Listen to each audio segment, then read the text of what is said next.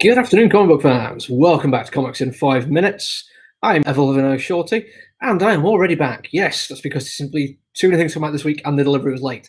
Tomorrow, I've got to try and fit in Basilisk and The Conjuring, and that still leaves at least one of them that I might have to do on the Saturday. So get ready to see a lot of this going on. Today, though, I actually got requested to do this one. I wanted to do it anyway because I like Scout Comics.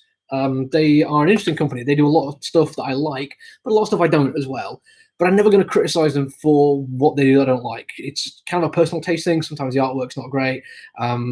Sometimes the story feels a little bit hokey, but sometimes it's because they go like really far and they really push the boundaries. It eats what feeds it. I think absolutely beautiful looking comic book, great concept, absolutely superb bit of horror. They can do great things, which means I'm always going to check out what they do, or almost always. Sometimes just like I don't have the time. But this one I was interested in because I knew it was set on Mars. And I have a vague interest in this kind of thing, only vague. Like, I really like The Martian and a few other bits and pieces. In fact, I just realized yesterday I was wearing a t-shirt my girlfriend bought me, which says on it, Rich Purnell is a steel-eyed missile man, which would have been a great one to have on while reviewing RedShift. Anyway,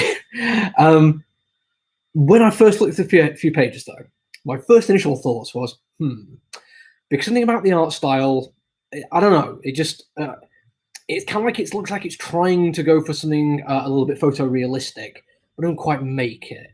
And then I kind of flicked over, and there was the idea of the people on Mars surviving using wind turbines for energy.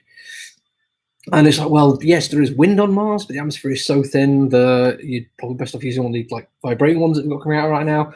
I don't know if this was written before then, maybe, I don't know. But I'm going to show you the artwork, and you might see what I mean. It's not terrible by any stretch of the imagination, but it doesn't quite land as being human, is probably the word I'll use for it. But then the writing absolutely turned me around on that thing. There's just an issue with two kids having a conversation in a room they share, and basically kind of the conversation ends with, now shut up and go to bed. There's a click, black frame, nothing there at all. Below another black frame, just with a speech bubble coming from the top saying, "You shut up." Brilliant, perfect little look at brothers, siblings. And I'm going to show you now the artwork. Because I said this thing, like my first thought was, yeah, whatever. Why would you have wind turbines on Mars? But isn't that just something a bit special? Like, that's just a work of colouring and line work all thrown together. Really sets up atmosphere brilliantly.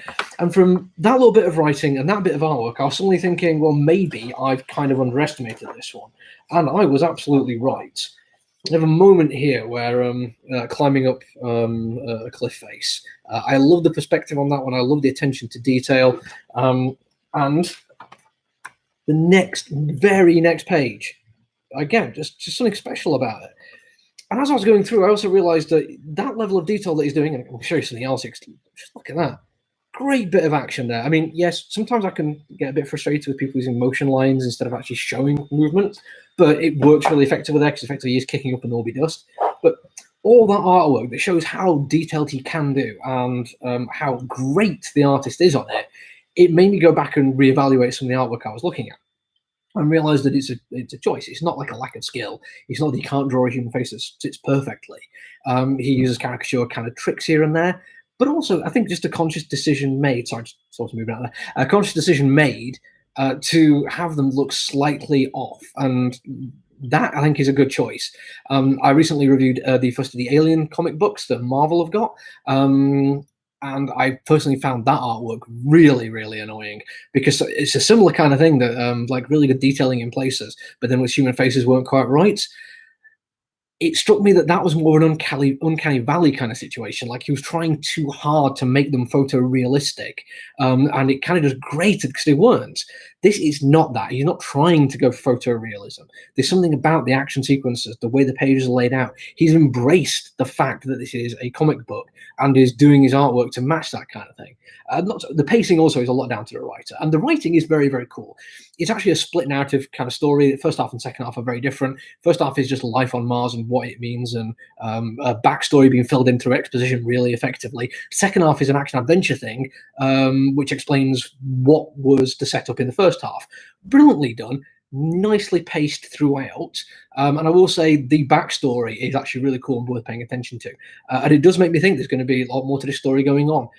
Thoroughly enjoyable, excellent bit of sci-fi. Never really pushes in for like really hard sci-fi. It still maintains a very human story throughout and is eminently readable. I've read it twice already. I read it earlier on today, and then when I wanted to review it, I went back and read it again just to make sure I wasn't going to miss anything, and just realized how much I had missed and how good it is. Check it out, well worth your time. That's it for me today. I'll be back tomorrow. Hit subscribe if you haven't done already, and then you'll not miss out on the 2 additional ones I'm going to do tomorrow. Take it easy. Bye now.